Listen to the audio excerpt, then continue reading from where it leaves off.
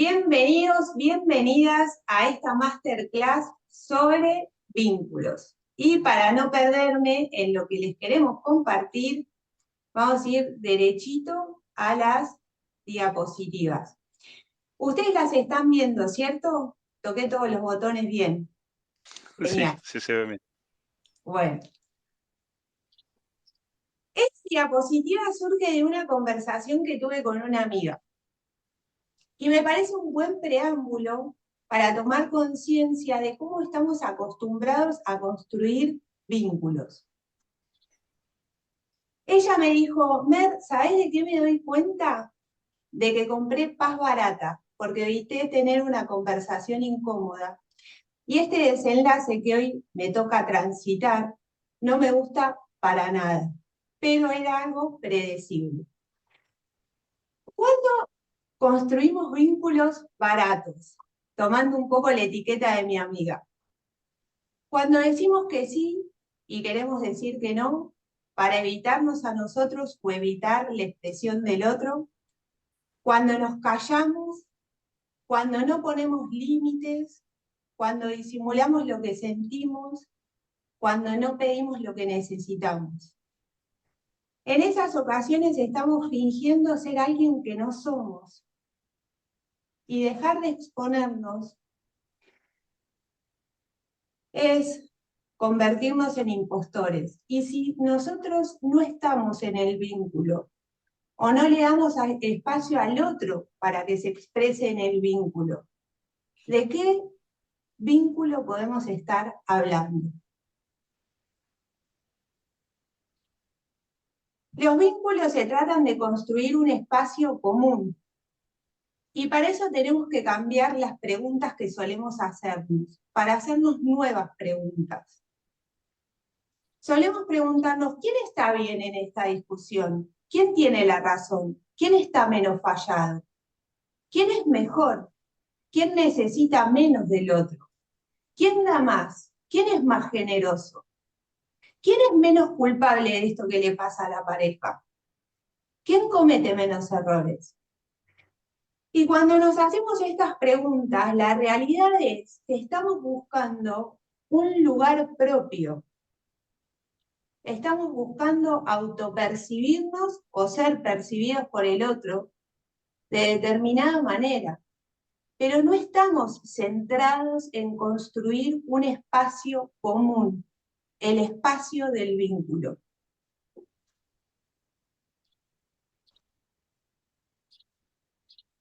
La charla de hoy se trata de que ustedes se puedan bienvenir en su vida tal cual son, para poder bienvenir a otros. Porque no hay vínculo real si no nos mostramos tal cual somos y le damos espacio a los otros para que se muestren como realmente son. Como los vínculos reales se construyen a partir de mostrarnos de forma auténtica, hoy yo les voy a compartir muchas experiencias propias, porque yo quiero construir con ustedes un vínculo real. La realidad es que yo odio los días en los que me levanto con la idea de no ser suficiente. Seguramente el día anterior cometí algunos excesos, o pasé de más tiempo disfrutando, o gasté más dinero, o comí de más, según lo que debería de ser. Y entonces me levanto con ese diálogo de autocensura y de reproche, hasta que me recuerdo que soy acompañante en terapias holísticas, y entonces el diálogo de autocensura y de reproche hace un giro. Y digo, a esta altura del partido, y con todo lo que yo estudié, y con todo lo que yo veo en sesión, tendría que cuestionar estas conversaciones internas, identificar las creencias limitantes que seguro tienen que ver con el contexto vincular del cual emerjo, de mi familia de origen, y así sigue. Ese día a la mañana no importa si medito, hago yoga, leo un curso de milagros, veo un video de Tony Robbins, hasta que yo no decido ponerle un punto final y tomo la decisión, nada de lo que haga me puede sacar de ese lugar en el que yo me siento insuficiente. ¿Por qué traigo esto? Daniel Goleman, en su libro Inteligencia Social, dice que estamos diseñados para conectar, que nuestras conexiones determinan nuestra biología y nuestras experiencias. Es decir, que nuestro cerebro se desarrolla y actúa según las conexiones humanas que generamos. Aún los encuentros más rutinarios regulan nuestro cerebro. Esos días que me levanto con la sensación de no ser suficiente, de no haber hecho lo suficiente, ¿para quién estoy? ¿Para qué tipo de vínculos estamos cuando no nos sentimos suficientes? A mí me pasa que de buenas a primeras no estoy para nadie. Y si no interpelo esa sensación de no ser suficiente, a la larga voy a estar para cualquier cosa. Y me voy a obligar a encajar en las expectativas ajenas para que alguien me devuelva un poquito de amor propio. Hay una frase que nació con un consultante que acompañé en sesión porque vino con el motivo de consulta de que quería facturar más. En sesión, la primera parte busca despejar X. Entonces le pregunté si hacía buenos productos, si estaban bien diseñados, si los precios eran acordes, si tenía buena logística, si hacía publicidad. Y para mi sorpresa me respondió a todo que sí. Entonces, ¿cuál era el problema? El problema era que él daba descuentos aun cuando los clientes no se los pedían, que él accedía a hacer modificaciones en sus productos y no cobraba el costo de trastocar todo su sistema productivo. Amaba tener clientes y al mismo tiempo lo odiaba, porque se sentía sometido, porque estaba negociando con la idea de no ser lo suficientemente bueno. Y si bien este es un ejemplo empresarial, ¿cuántas veces nosotros transgredimos nuestros propios límites para ser reconocidos, validados, amados por nuestros otros significativos?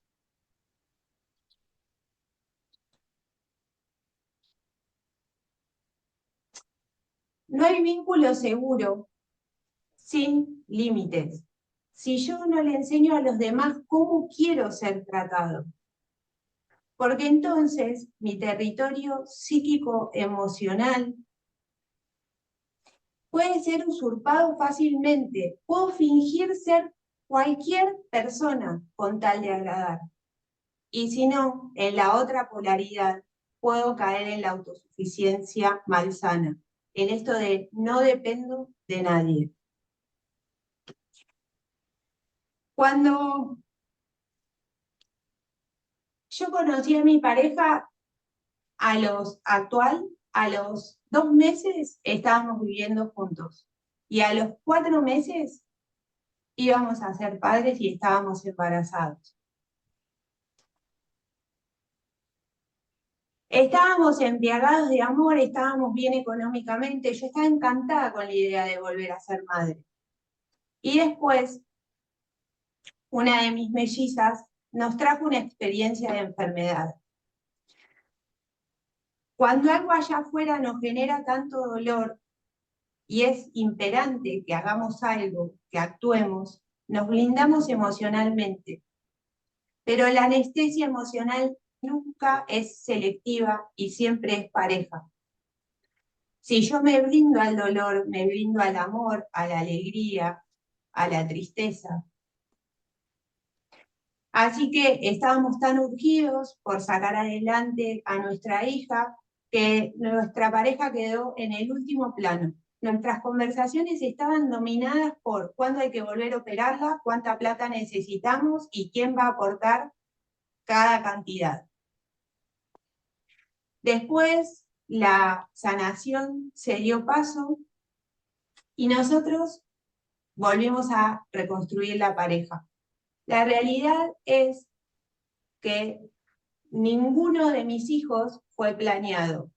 De hecho, mi primer matrimonio respondió a un mandato de mi papá. Cuando yo le dije que iba a ser abuelo, me dijo, cásense. Y yo, que en ese momento era muy obediente, me casé. Sin embargo, la vida nos quedó grande a los dos y inconscientemente elegimos echarnos culpas en vez de crecer juntos. Por lo tanto, terminamos en un divorcio. Pero yo sentía que con Diego, con mi pareja actual, había sido distinto.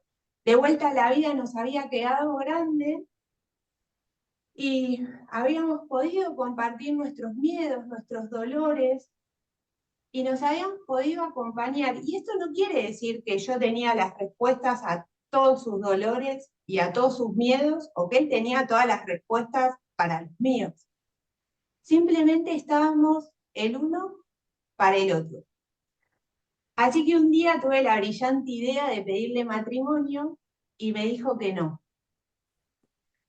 A mí me dolió, así que no pregunté por qué, y a él le dio vergüenza, así que no me contó por qué no quería casarse conmigo. Me volví a blindar emocionalmente porque es muy doloroso que la persona a quien amás creas que no te ama con la misma intensidad, que el amor no es recíproco. Así que caí en la autosuficiencia, me blindé emocionalmente y salí de vuelta trabajadora, madre que no depende de ningún varón, limpiaba la casa, estudiaba, llevaba a los chicos al colegio y por supuesto me había vuelto muy fastidiosa y controladora porque cuando haces tantas cosas no tenés margen para el error. Y un día caí enferma. Casi sin darnos cuenta, la conversación se dio y él me dijo que no estaba preparado para volver a casarse porque su divorcio anterior todavía le dolía. Y al tiempo me pidió el matrimonio y yo le dije que no. A él le dolió, así que no preguntó por qué, y a mí me dio vergüenza, así que no le respondí por qué. Pero yo quería saber qué era el amor para mí, qué era el compromiso y qué diferencia había entre el amor y el apego. Hay vínculos en nuestra vida que son jerárquicos, como los de padres a hijos. Independientemente de si elegimos copiar los estándares de nuestros padres o hacer todo lo opuesto, ellos siempre van a ser un referente para nosotros. Inclusive, si nos damos tiempo y espacio, podemos digerir esos estándares y escribir nuestra propia receta para la vida. Cuando tenemos hijos, en un principio decidimos por ellos y les transmitimos nuestro método de toma de decisiones, en qué creencias se basa, en qué valores. Con el paso del tiempo dejamos que ellos tomen sus propias decisiones y nosotros simplemente les recordamos el método. Y si la relación es lo suficientemente sana, con el tiempo nos vamos a convertir en observadores amorosos y vamos a dejar que ellos construyan su propio método, basado en sus propias creencias y en sus propios valores. Pero siempre, siempre, para nuestros hijos vamos a ser un lugar de refugio y de amor garantizado. Pero con la pareja es distinto, con los amigos es distinto. El vínculo no es asimétrico, el vínculo es simétrico. Se trata de acordar un método común de abordaje de la realidad, negociar, establecer acuerdos, tener proyectos comunes y celebrar resultados comunes. Y para eso no queda otra que mostrarnos auténticos, vulnerables y tener, en muchos casos, conversaciones incómodas. Para mí, El matrimonio era una zona de guerra. Yo había aprendido que maternar, ser pareja y ama de casa era irreconciliable con ser una mujer trabajadora, independiente y autosuficiente. Lo había aprendido de mi mamá. Mi mamá fue una ama de casa devota de su pareja y de sus hijas. Nos cocinaba para los cumpleaños, nos hacía las tarjetas de invitación, nos iba a buscar todos los días al colegio, nos armaba pijamadas, hasta nos bordaba los cuellos de las camisas para que fuéramos las más coquetas del salón. Ella no había podido trascender el hecho de que su madre había sido una precursora para la época. Mi abuela se había abierto una mercería, estaba casada, y su esposo estaba bien económicamente, pero ella quería disponer de su dinero, así que se había abierto una mercería y para la época había descuidado su maternidad. A mi mamá tampoco le gustaba depender económicamente de mi papá, por lo que nos repitió hasta el cansancio a mí y a mi hermana: nunca, nunca, nunca dependan de un hombre, sean autosuficientes y siempre independientes. Estos dos roles entraban en guerra. Yo tenía un conflicto interno muy grande, porque estar en pareja se trata de compartir las responsabilidades. Y yo quería todas las responsabilidades para mí solita. Puedo pintar cómo resultaba esto en una escena que no voy a olvidar nunca. Mi hijo Fran, el más grande, el hijo que yo tengo con mi primer esposo, egresaba de jardín y le tocaba actuar de león. Yo, que trabajaba 8 horas por día, de domingo a domingo, y además estaba estudiando, terminando la carrera de diseño, y además era ama de casa devota, dije, le voy a hacer el traje yo, como me lo hacía a mí mi mamá.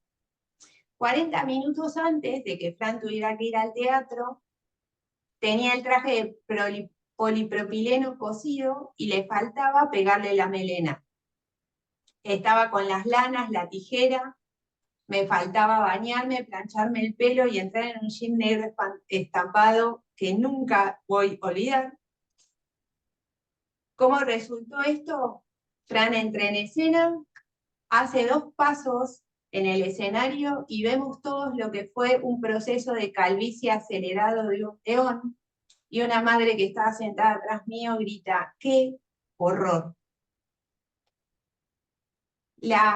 El asiento del teatro no fue lo suficientemente acolchonado para que yo me hundiera adentro porque me quería desaparecer a mí mismo. Y el papá de Fran, mi ex esposo, me había propuesto coserle la melena del león, pero claro, yo estaba en el rol de supermujer, así que no le podía dar espacio a él. Y acá nace el apego. Para entrar en los vínculos tenemos que estar seguros de que tenemos un ticket de salida. Cuando nosotros creemos que no somos suficientes, vamos a apegarnos a una persona que nos dé eso de lo cual creemos carecer. Si estamos en el rol de supermujer, nos queda muy cómodo tener un vago al lado que destaque todo lo bien que lo hacemos. Si creemos que maternar y tener un emprendimiento, generar dinero, no son compatibles, entonces vamos a depender económicamente de un hombre, o para que paterne o para que genere los ingresos necesarios. Cuando nos convertimos en lo que el otro espera que seamos para encajar en sus expectativas, no hay vínculo real. Cuando le exigimos al otro que sea alguien quien no es para encajar en nuestras expectativas, no hay vínculo real. Es tendencia en el Google de la vida conservar las esperanzas de que el otro cambie, siempre nos queda muy cómodo exigirle al otro que cambie. Porque soltar las expectativas de lo que el otro debería hacer nos enfrenta a hacer el duelo de lo que creemos nosotros no ser. Nos enfrenta a nuestras propias imperfecciones, que no son más que áreas a entrenar. Recuerdo haber atendido en sesión hace un par de semanas a una mujer que vino porque se sentía desmotivada y frustrada. Haciendo un recorrido, me contó que su papá casi nunca le había regalado un halago, un reconocimiento, y que eso se había convertido en su motor, primero para crecer, pero después para convertirse en una autoexigencia malsana. Y ahora empezaba a aceptar que ese reconocimiento no iba a llegar. Y entonces, esas ganas de querer conseguir el reconocimiento paterno, que se había convertido en una motivación externa, tenía que pasar a ser una motivación interna. ¿Qué elegía hacer ella? ¿Cómo se iba a reconocer sus propios logros? Así que la invitación fue a que se buceara, a que encontrara sus propias motivaciones y a que se empezara a reconocer sus logros.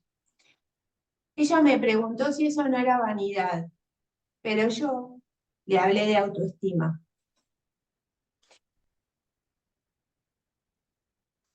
Les quiero regalar estas preguntas. ¿Qué estamos dispuestos a hacer por un halago, un reconocimiento, una validación cuando nos sentimos tan poca cosa?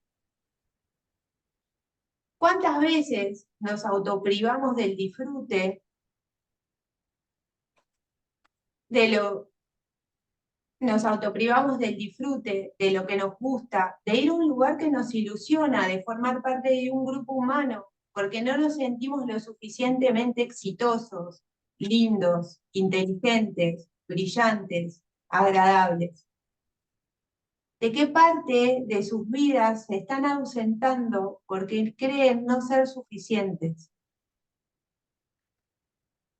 Porque al final de cuentas, todo se trata de vivir la vida que elegimos y no la que se supone que debemos vivir para agradar a los demás. El otro día compartía en un reel que solo hay dos preguntas que nos podemos hacer y una que nos podemos responder. ¿Cómo quiero quedar parado yo frente a los otros cuando esto se termine? ¿O cómo quiero quedar parado yo frente a mí mismo cuando esto se termine? Les aseguro que las personas que los aman realmente y que pueden establecer vínculos sanos con ustedes, los van a acompañar a que se respondan la primera. A que se respondan la segunda. ¿Cómo quiero quedar parado yo frente a mí mismo cuando esto se termine? En mi vida pasada yo tenía una fábrica de diseño y fabricación, valga la redundancia, de muebles. Con lo cual para mí hacer videos de YouTube fue todo un desafío porque venía del mundo del diseño industrial. Sin embargo, entiendo que la superación personal tiene mucho que ver con salir de nuestra zona de confort.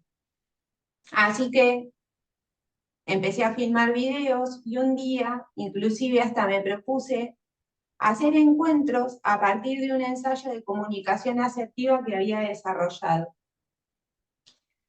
Una colega que participó de los encuentros me dijo: yo te veo a vos ahí exponiendo tus desatinos y ¡wow!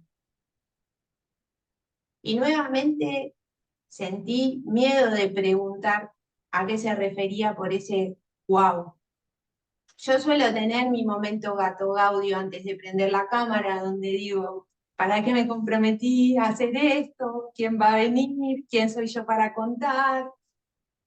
Y hay mucho trabajo interior para prender la cámara y compartirles mis experiencias, porque honestamente, si hay algo que yo quiero, es construir vínculos reales y auténticos.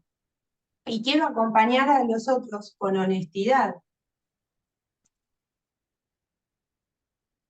Pero por un tiempo me privé de seguir grabando videos. Yo me ausenté de un área de mi vida de la cual disfruto mucho. Y lentamente volví y cada vez más comparto desde mis experiencias personales. Porque si queremos construir vínculos reales, no nos queda otra que mostrarnos tal cual somos. No tenemos garantías de que los otros reciban bien nuestros compartires, pero sí tenemos garantías de no construir vínculos reales si fingimos ser alguien que no somos. Mostrarnos tal cual somos es incómodo y no tiene garantías de que nos amen, nos reconozcan, nos validen, pero impostar a alguien quienes no somos para encajar en el molde social de lo que deberíamos de ser, nos garantiza la ausencia de vínculos reales. Cuando nos sentimos insuficientes nos convertimos en mendigos. Empezamos a transgredir nuestros propios límites y nos abocamos a la tarea de ser todos para todos, todo para todos, aunque eso signifique convertirnos en un don nadie para nosotros mismos. Dejamos de poner límites, de decir que no, de pedir lo que necesitamos, y los vínculos dejan de ser un espacio seguro para nosotros. Buscamos anticipar las necesidades de los demás, y ya no solo para que nos amen, sino que para volvernos imprescindibles. Y eso no es amor, es apego. Y después de haber hecho un sinfín de intentos, igual conservamos el vacío existencial de la duda, de no saber si están con nosotros porque resultamos funcionales o porque realmente nos aman. La invitación de hoy es entonces a que se muestren auténticos. Y como bonus, yo les quiero compartir 6 premisas que están en el libro de Brené Brown y que por supuesto yo reinterpreté y puse de lo mío, para que puedan filtrar al momento de compartir algo que les duele, que les enoja, que los conmueve de alguna manera. Si la persona que tienen enfrente es un oyente que se ganó el derecho de escuchar su historia.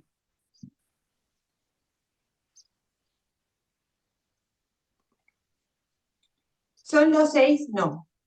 Personas que escuchan la historia y sienten vergüenza ajena. Y luego se invierten los roles y terminamos nosotros dándoles aliento a las otras personas para que superen nuestra historia. Las personas que responden con lástima en lugar de con empatía y nos dicen, uy, pobrecito. Las personas que necesitan las personas que necesitan que vos seas siempre un pilar y se sienten defraudados y tienden a negar tu malestar. Che, metí la pata. No, no, no, no fue culpa tuya, fue culpa del otro. Vos no me podés fallar. Las personas a las que tu vulnerabilidad las interpela y se enojan.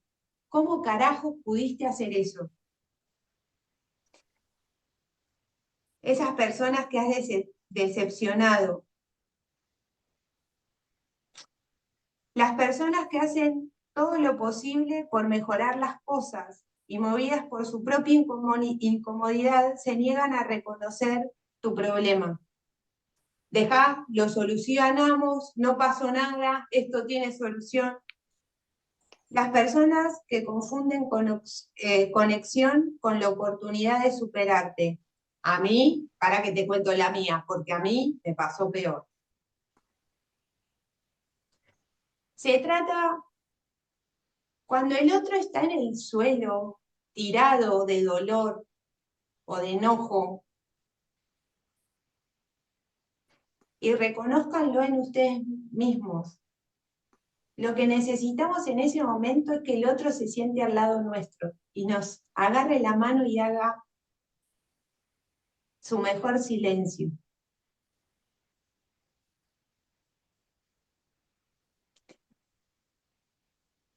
La programación neurolingüística dice acompasar para liderar.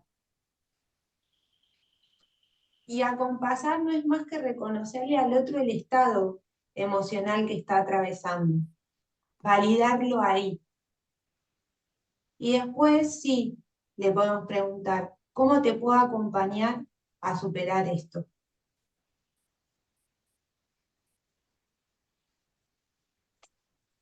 Hasta acá llega la grabación de vínculos. Marce, ¿querés decir algo? Porque te vi que hacías. Sí, sí. No, quería un poco hacer la síntesis de todo el viaje que hicimos hoy, ¿no? En cuanto a lo que compartió Merce. Creo que un poco lo central de lo que vimos hoy de vínculos es un poco la vulnerabilidad, ¿no? Cuando nos exponemos, decimos lo que nos sucede, cuando lo podemos hacer, porque en la mayoría de las veces este sentirnos incompleto y buscar encajar, ¿no?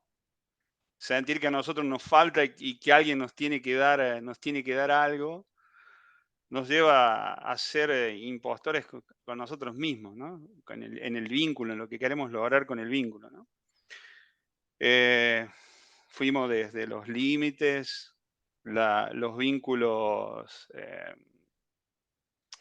de los vínculos horizontales, los vínculos que son de padres a hijos, lo que nuestros padres nos introyectan, cómo son nuestros modelos, cómo esos modelos intervienen en los vínculos, ¿no?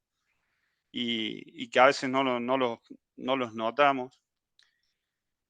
Y sobre todo las conversaciones difíciles. Me gustó el ejemplo que trajo Marce desde su matrimonio, ¿no? De pedirle matrimonio a su esposo, después su esposo pedirle a ellas, sentir vergüenza. El diálogo que interrumpe la vergüenza o que lleva un tiempo de proceso hasta que se puede volver a hablar, eh, es muy importante la comunicación también, ¿no? Y es muy importante lo que nosotros querramos en ese vínculo, en ese espacio común. ¿Mm? En el principio de la charla también hablaba que cualquier relación, hasta casual, ¿no? Influye en nuestro desarrollo cerebral. Hasta alguien que nos dice, cuando no estamos tan bien, nos hace una sonrisa, nos saluda. Entonces, somos como un poco como el sol, ¿no? Y todos los vínculos que nos rodean son como nuestro sistema solar. Y ahí tenemos que ir encontrando el equilibrio de cómo queremos vincularnos, ¿no? Y cómo queremos ser cada vez más nosotros, más auténticos en lo que nosotros queremos expresar, lo que nosotros sentimos, ¿no? Eso me pareció que es un poco el eje de todo lo que hablamos. Bien. Sí, se me viene esto, que en ese sistema solar nadie quede eclipsado, como es esa metáfora, ¿no? Como que no haya eclipses, que todos podamos brillar con nuestra propia luz. Nos despedimos para los que van a ver la grabación y nosotros seguimos con las consultas personales y las